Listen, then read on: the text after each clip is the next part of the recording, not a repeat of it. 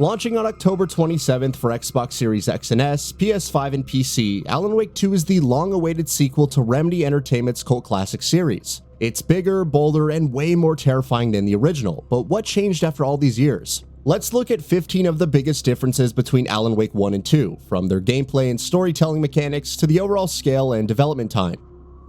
Psychological thriller versus survival horror. Alan Wake has elements of horror, as the writer extraordinaire was involved in various supernatural affairs, but it felt closer to psychological thriller and mystery. There's nothing wrong with that, but with Alan Wake 2, Remedy is leaning much more into survival horror and even adding body horror into the mix. No dismemberment though. It touts the sequel as being its scariest game to date. Interesting given the bar thus far, but we'll wait and see how it pans out. Playable characters. The first game only had Alan Wake, as he ventured through Bright Falls trying to make sense of what was happening. There were allies and other characters, but you only controlled Wake. The sequel upends that by having two protagonists, Wake and newcomer Saga Anderson, an FBI agent who arrives in Bright Falls to investigate some murders. Inevitably, she gets caught up in a story that Wake is writing. After a certain point, players can switch between the two characters at any time during the story to experience their perspective. As for how the game is split between Saga and Wake, game director Kyle Rowley says it's about 50-50. New and returning characters. Some characters like Alex Casey, who was only referenced in the first game and voiced pages from The Sudden Stop, one of the manuscripts, will appear in Alan Wake 2.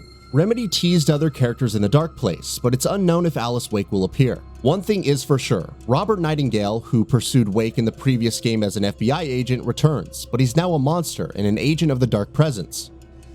The Dark Place. As an alternate dimension and the ocean in which real world is but an island, the Dark Place has existed for a long time. It's a massive, constantly shifting location and can manifest concepts, ideas, and characters. Wake accesses the Dark Place at various points in the first game before ending up trapped in the dimension to save his wife Alice. The Signal and the Rider DLC sees him dealing with an irrational version of himself throughout an alternate version of Bright Falls, eventually reconciling and writing a new story to try and escape the Dark Place. By contrast, the Dark Place in Alan Wake 2 is a surreal version of New York City, where Wake wanders around and meets characters from his books, including Alex Casey. While gorgeous in its lighting and shadows, this version of the Dark Place still has several dangers to be aware of.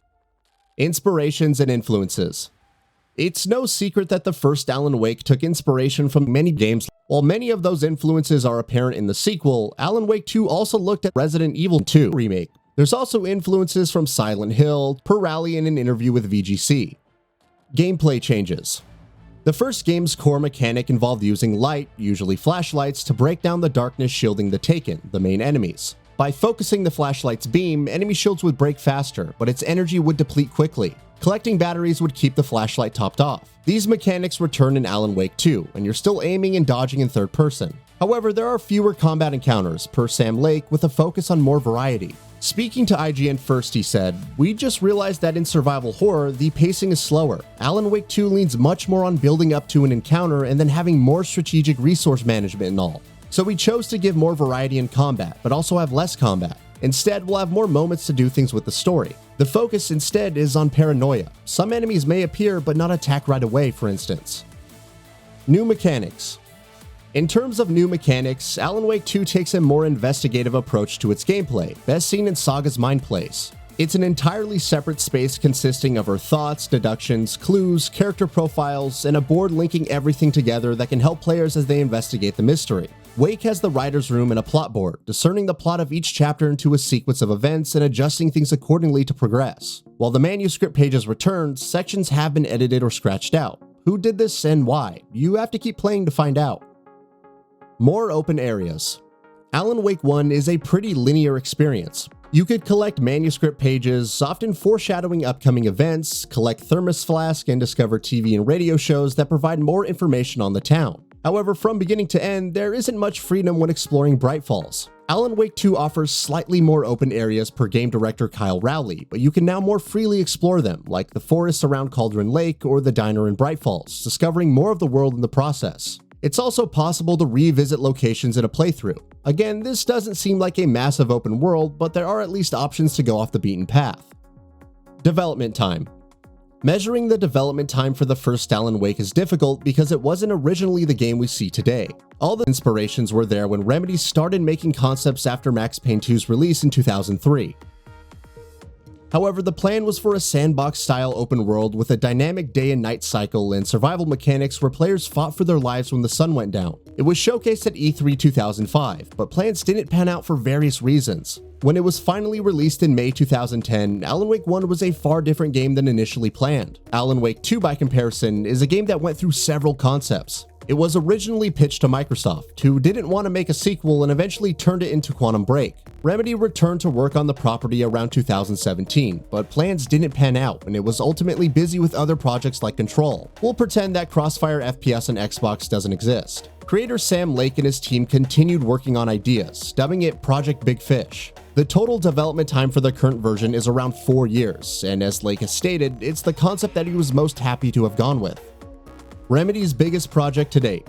Alan Wake wasn't a small game per se, but its overall scope and scale are fairly contained compared to the likes of Control. Alan Wake 2 is Remedy's biggest project yet, per Sam Lake. It's in keeping with his previous declaration about the story being a monster, with more pages written than any other title under the developer. Given that this was in July 2022, the script has likely grown even larger in the interim. Ray tracing.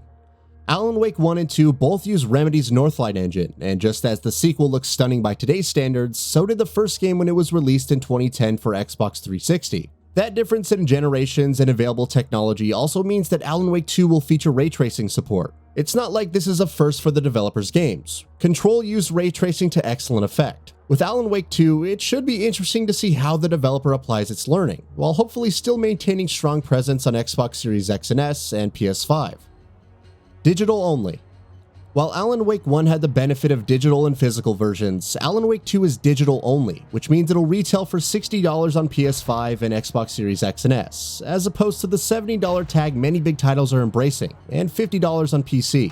Remedy opted not to release a physical version since that would require a download and would not make for a great experience. Later, game director Kyle Rowley told Eurogamer that going digital only allowed for more time to polish the game. Like a significant amount of weeks actually, because otherwise the game that goes on the disc obviously has to be playable without a patch. We didn't want to release something we weren't proud of basically, and we didn't want players to play that. So hopefully this way we can give you a better version of the game. Playtime. When it comes to playtime, Alan Wake is in line with most linear Xbox 360 titles at the time. You could finish it in about 11 hours when focusing on the story, 14 hours or so when doing extra content, but going on a completionist run and finding everything could take around 27 hours. Remedy has expanded on the length of its games since then, with Control being its longest experience yet, requiring almost 12 hours for the story and roughly 19 hours with side content. Going on a completionist run bumps that up to 29 hours or so. With Alan Wake 2, Remedy aims to go even longer than Control, with Sam Lake saying it could be over 20 hours long when speaking to PC Games N. That can include the story and side content, but how much longer remains to be seen. Connections to the Remedyverse versus a standalone experience. While Remedy has embraced the idea of a connected universe between its franchises, it wasn't always like this back then. Alan Wake 1 had several references to Max Payne, including Alex Casey, a fictional character created by Wake who was eventually killed off, and a not-so-subtle nod to Remedy wanting to move on from the third-person shooter series. However, it was still a self-contained story, with no direct connections to the developer's other works. That was before Remedy acquired the rights to Alan Wake and began tying it in with its supernatural shooter Control, as seen in AWE. As a result, Alan Wake 2 is part of the Remedyverse and will even help set up the story for Control 2. Free DLC.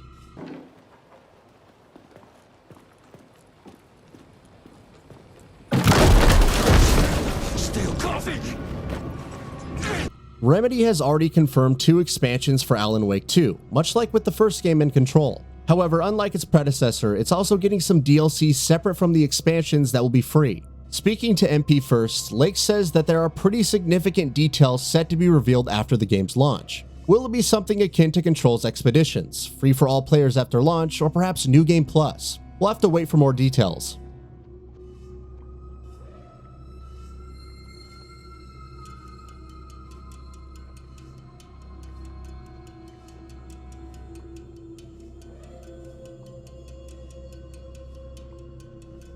So what are your thoughts on this? Go ahead and share them in the comments below. And if you like this video, please subscribe to the channel and enable all notifications by clicking the bell icon to get new video updates. We upload every day and would really appreciate your support. Thanks for watching.